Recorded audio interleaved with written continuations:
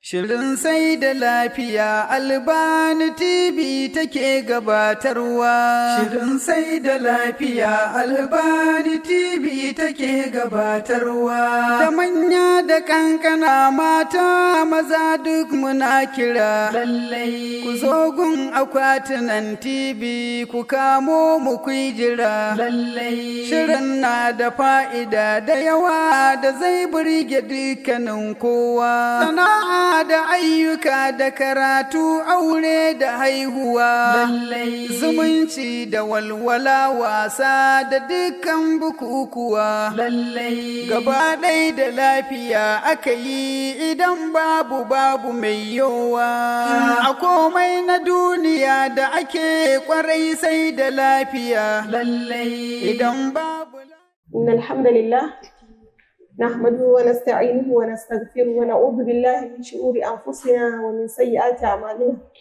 من يهده الله فلا مضل له ومن يضلل فلا هادي له وأشهد أن لا إله إلا الله وحده لا شريك له وأشهد أن محمدا عبده ورسوله أما بعد السلام عليكم ورحمة الله وبركاته. وعليكم السلام ورحمة الله وبركاته. masu kallon mu da sauraron mu barkanmu da dawowa ko haɗuwa a wannan shiri namu na biyu a cikin wannan shiri mai suna sai da lafiya.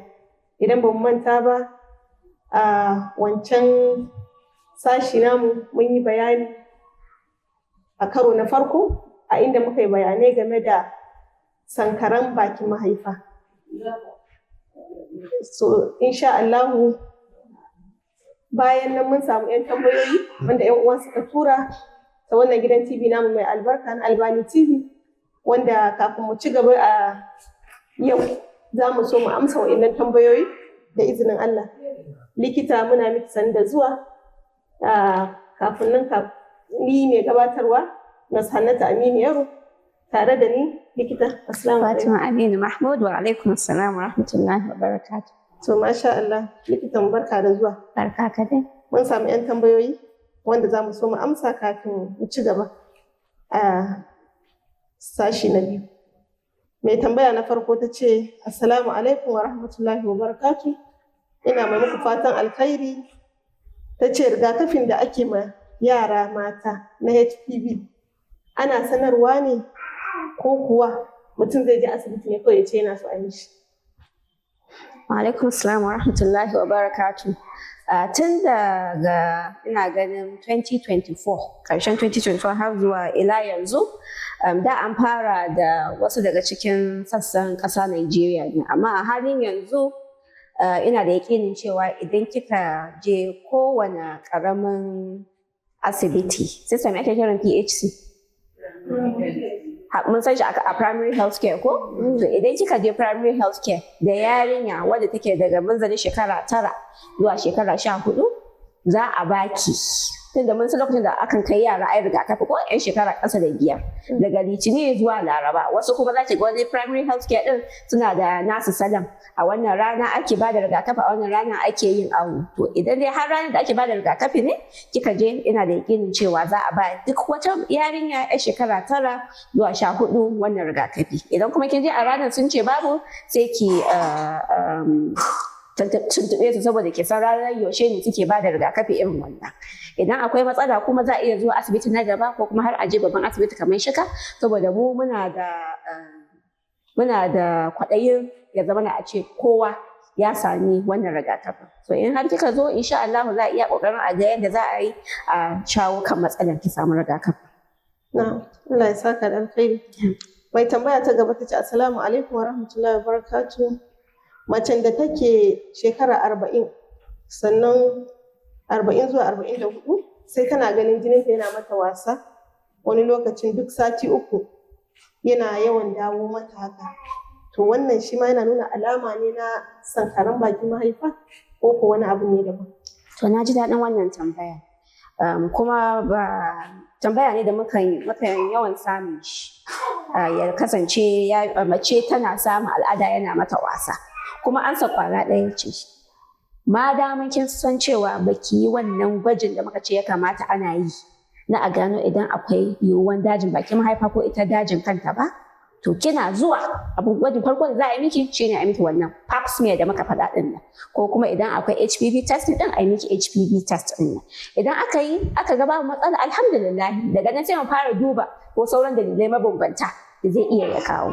So idan zan bada ansar tambayar zan ce duk wani al'ada da yake wasa akwai yiwuwar kila alamun dajin bakin mahaifa ne, babu kuma yadda za a iya tantancewa har sai an miki wannan gwajin. Idan aka yi gwaji aka ce babu, shi kenan sai hankali ya kwanta, sai a nemi wani dalilin bashi. Allah ya saka da alkhairi. Kamar ita mai shekara 43 nan ita ma tana da sun menopause. Haka zai iya zama cikin dalilan haka. Zai iya zama alamansa, tunda mun san daga shekara 40 al'ada yana iya yanke ma mace. To idan al'ada kuma ya fara wasa, kuma ba yankewa yake kada'an da yakan fara yin wasa ne tukunna, daga nan sai ya zo wata 2 wata 3 wata 6 har wata rana ta waye gari al'ada ya zo bai kuma dawowa ba. To amma ba za ta iya tantancewa shi bane ba, kuma tana munzalin shekarun da muka fi samun dajin bakin mahaifa. Ba ni magana akan wasu shekaru bane ba aka fi ganin dajin bakin mahaifa. To a binciken mu 'yan Najeriya har ma kusan za mu ce duniya baki daya, akwai shekaru, munzalin shekaru guda 2 ne da aka fi samun dajin bakin mahaifa. Ɗaya shine 'yan shekara 35 har zuwa shekara 45. Wannan kuma duk suka fi yawa. Daga nan kuma yiwuwan mace ta samu dajin bakin mahaifa sai ya ragu. Sai kuma bayan ta wuce shekara kamar 65 sai kuma a sake ake ƙara samun yiwuwar mace ta samu dajin bakin mahaifa. Ba muna cewa idan mace shekarar ta 50 za ta iya samun dajin bakin mahaifa bane, amma binciken ya nuna mana cewa mafi yawancin matan da ke fama da dajin bakin mahaifa 'yan shekara 35 din nan zuwa 45 ne, ko kuma 'yan shekaru ne da ya wuce shekara 65. Allah ya saka da alkhairi. Mai tambaya ta gaba ta ce wasu hanyoyi ne za mu bi don inganta lafiyar garkuwar jikinmu, tunda likita ta ce mana yawancin wannan idan garkuwar jiki ta ƙasa ne. To wasu hanyoyi ne za mu bi don mu inganta lafiyar garkuwar jikinmu domin gudu ma kamuwa da wannan cuta na cervical cancer. Yawa. Wannan kuma tambaya ce mai mahimmanci wanda ba wai ma alaƙa ta ba kawai ta dajin bakin mahaifa ba ne, ana magana ga baki ɗaya nagartan jiki ne. Banda dajin bakin mahaifa duk wani dajin sassan jiki da kuma cututtuka da yawa mabambanta da muka sani, hawan jini, ciwon siga, asma, cholesterol, cututtuka da dama da za a gyara yanayin rayuwarmu ko garkuwar jiki zai ƙara ƙwari, sannan kuma za a sami sauƙin waɗannan matsalolin.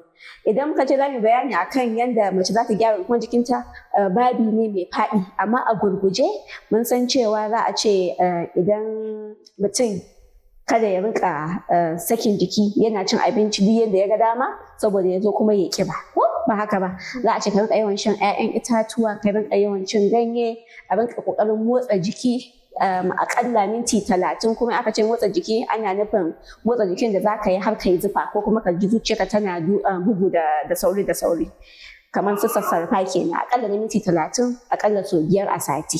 Duk suna cikin abubuwan da ke ƙara nagartan jikin mutum. To amma kuma akwai abubuwan da su kuma suna da alaƙa ne da harkan jima'i da abubuwan da suka sashi shan da ke cikin panadol, menene paracetamol. Idan kika sai paracetamol, mafi yawanci ana dura mana ne, amma idan kika ga ita ainihin kwalin paracetamol to akwai zungureren takarda bayani menene paracetamol, yaya paracetamol take aiki a jiki, menene illan idan kin sha overdose, wato kin sha yayi yawa, idan kika ji alamun kaza kika ji kaza, menene alamun da idan kika ji a jikinki ya kamata ki garzaya asibiti. Duk menene ake cewa wa'annan? Saboda ya zama da kin sha paracetamol, kin samu buƙatuwar da kike buƙata da paracetamol kuma ba tare da ya miki illa a jiki ba. To amma ni kullum tambayar da nakan yi ma 'yan uwan mata shine, kayan matan yana zuwa da prescription? Ko yana zuwa da leaflet, information leaflet muke ce mishi, ko da zai mana bayanin a'a wannan kayan matan fa yana ɗauke da kaza ne da kaza ne da kaza ne. Hasali ma shi kan shi yawan da zaki sha sai dai kawai a kintata. Yanzu sun ɗan yi ƙoƙari akan ce okay cokali, in ce to cokalin wani iri, na ludayin miya ko kuwa cokali babba ko kuwa cokalin shan shayi, wani a ciki. To wanda ake ɗurawa baka san abin da kake sa a jikinka ba, ya je ya damejin ƙoda, ya je ya damejin hanta. Wa'annan sassa ne na jikin mutum da ba a wasa da shi. Ita ƙoda dai in ta tafi kenan. Akwai matsalar da zai kai, tunda ƙoda ita ce tace jinin mutum ai gabaki ɗaya. Kullum aikin ta kenan ta rika tace jini, tana cire duk wasu ƙazanta kenan ko da ke cikin jiki. idan koda ta lalace za a kai munzalin da sai an rika yin wankin koda.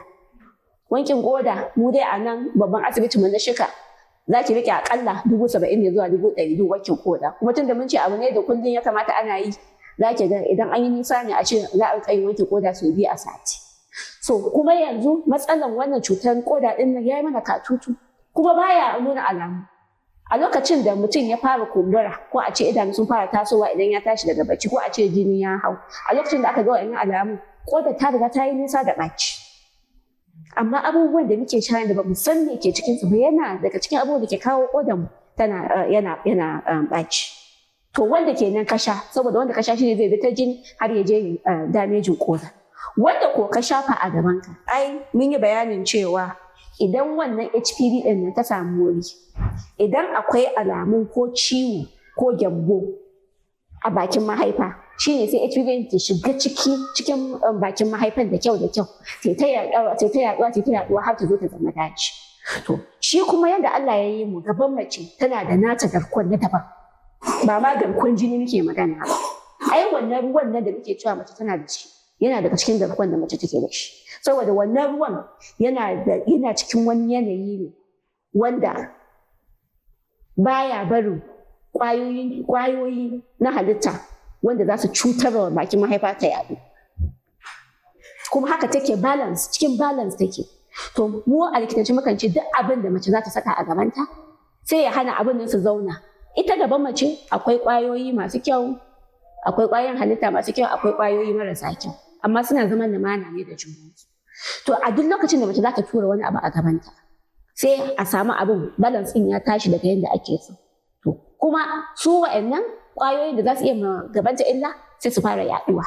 Daga nan sai ta fara sintirin asibiti ta ce tana fama da infection. Alhali ba wani abu ya kawo infection ɗin ba, kila tana ture-turen wasu abubuwa ne.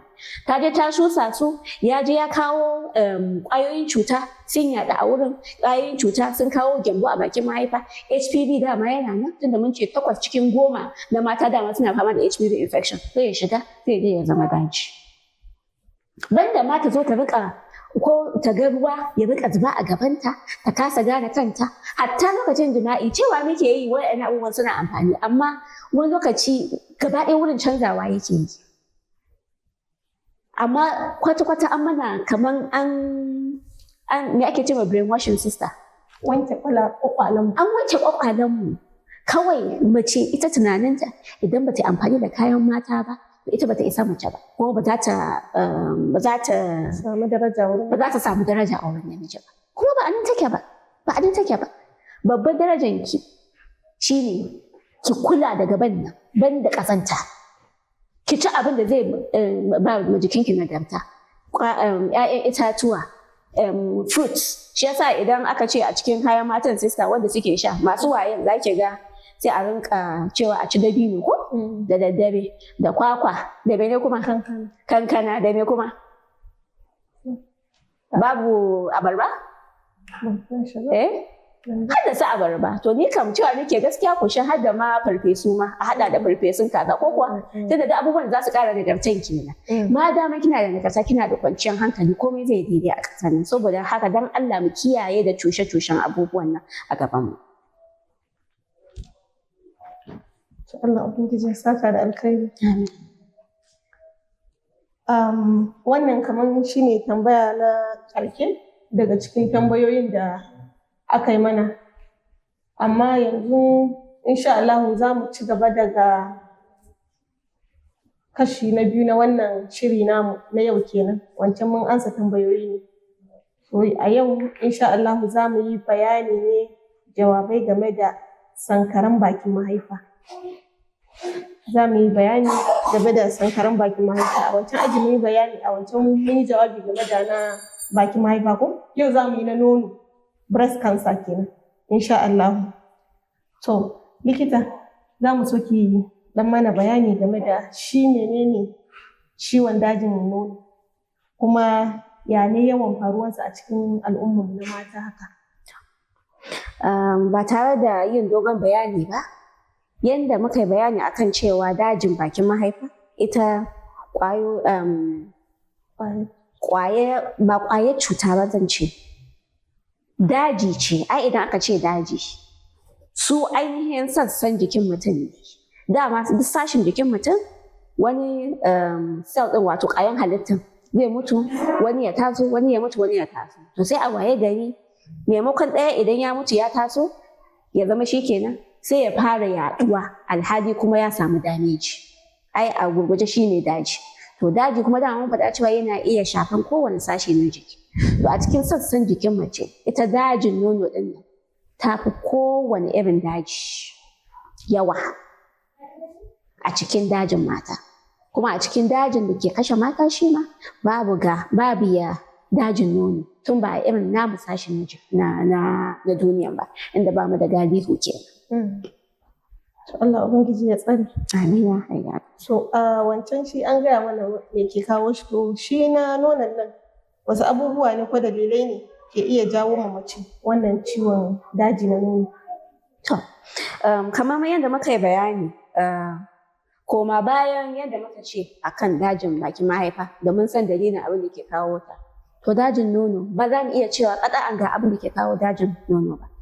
Sai dai mu ce a'a mun lura cewa idan mutum yana kaza ko yana kaza ko baya kaza ko baya kaza yana iya yiwuwan ya samu dajin nono ya fi akan wanda ba shi da shi. A cikin abubuwan da muka gani yana da alaƙa da dajin nono kenan ba, akwai wani jin zan kira shi, a turanci jin nake ce shi. Idan aka ce jin wato mun lura cewa dajin nono ana iya a same shi a cikin mutane da suke da dangantaka da juna.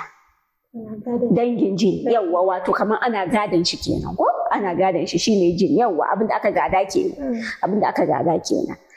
Saboda da yawa idan ka ga mutum yana fama da daji tun ba kuma ba wadda dajin nono kenan shekarunta ya miƙa ba, to mafi yawanci idan so samu ne mukan ce a kawo 'ya'yanta ko kuma ƙannanta mata ko kuma iyayenta ko kuma kakanninta saboda su ma a duba a gani.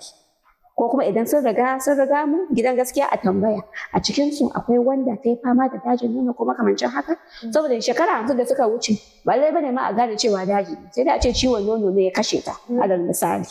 Yawwa, to yana da alaka da irin wannan abu ne da ana iya a gaje shi, kuma tun ba shi irin wanda aka gada din ba shine zaki ga ba lallai ma sai shekaru ya miƙa ba, duk da mun san cewa wanda shekaru ya miƙa yiwuwarsa samu dajin nono ya fi akan wanda suke da ƙarancin shekaru. Amma idan akwai gado to ko a ƙarshe wanda shekaru bai miƙa ba ana iya a ga dajin nono.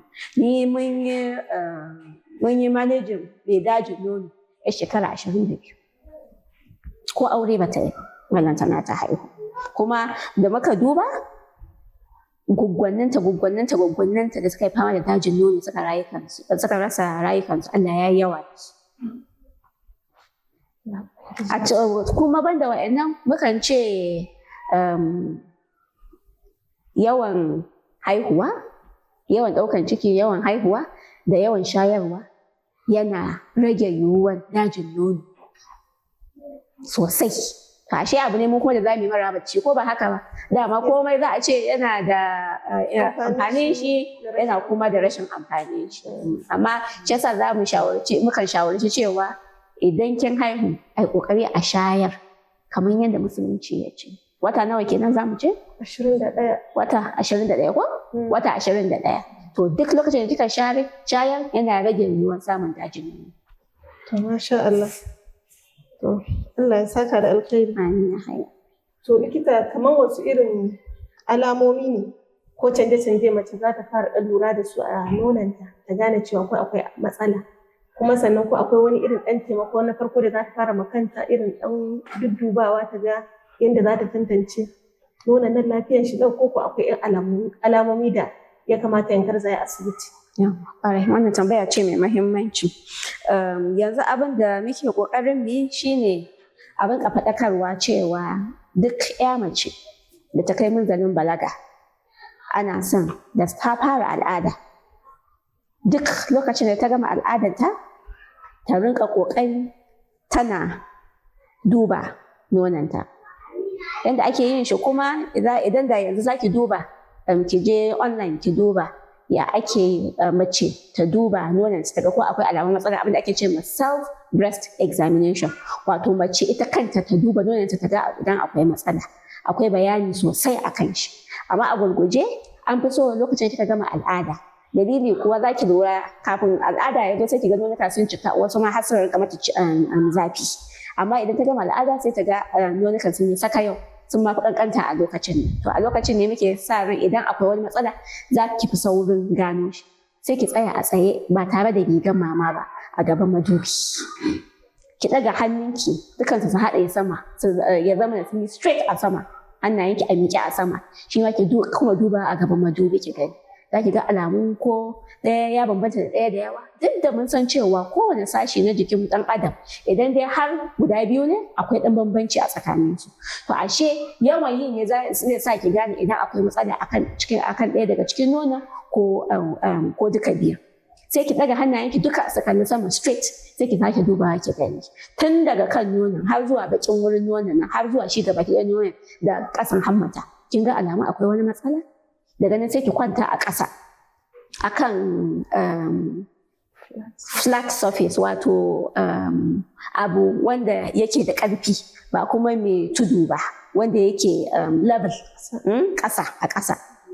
Sai ki sa hannunki ki miƙar da yatsinki, sai ki fara shafa kan nonon. Yanzu sai ki ƙaddara kamar kin raba nonon gida 4 ne, kin ja layi straight ta tsakiyar nonon da kuma a tsaye da ta tsakiyar nonon a kwance.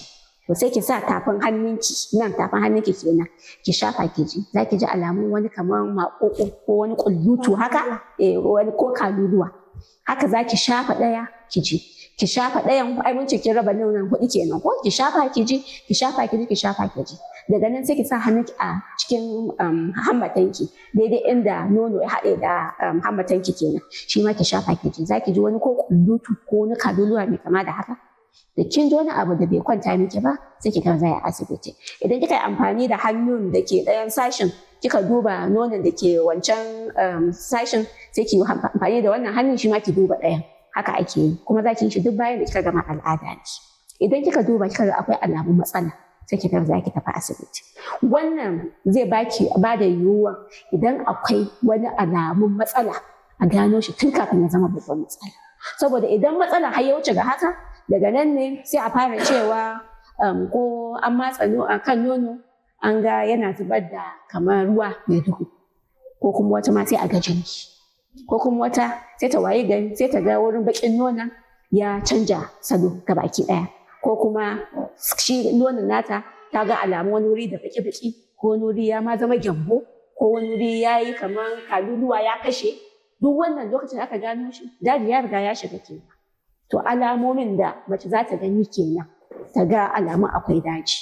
Kuma wannan yanzu tun da mun ce ana iya samun dajin nono ko a yara masu ƙarancin shekaru, idan an ga matsala ka a ce a'a wannan ai ba matsala ba ce, normal ce.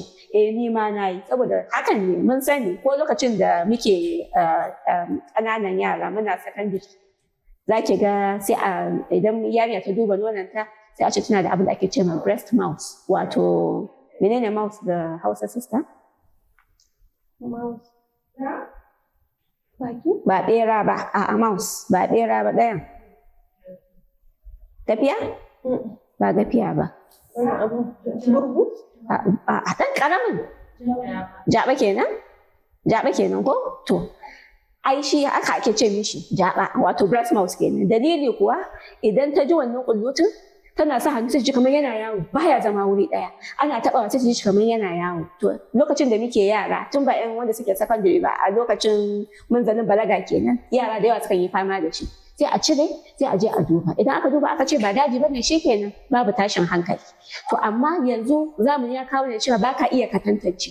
Shi yasa kar a ji a ce a'a breast mouse ne kawai a zauna haka ne. A je asibiti, inna a cire ne a cire, kuma idan an cire duk abin da aka cire a sashen jikin mutum sai an gwada. Kuma babban dalilin yasa akan yi wannan gwaji shine a gani idan daji ne ko ba daji ba ne. Saboda idan daji ne in yiwuwa an ma riga an waraka da shi kenan an cire kin ga hankali ya kwanta.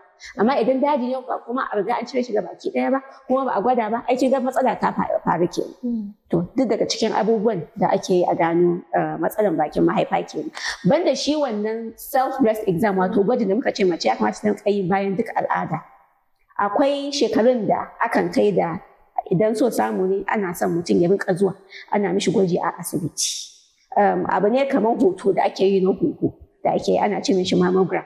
To idan mace ta kai minzalin shekara 40 ya kamata ta rinka yin shi wannan hoto, amma hoto na nono kenan ba hoton kirji ba. Yana ɗaukan hada kirji amma nono ne ake so a gani idan akwai wata matsala a kanta duk shekara 5 ake yin shi. Wanda ba su kai shekara 40 ba idan suka ga alamun matsala za su je asibiti ana yin shi kuma hoto wanda ake ce ma scanning ko ultrasound scan kenan.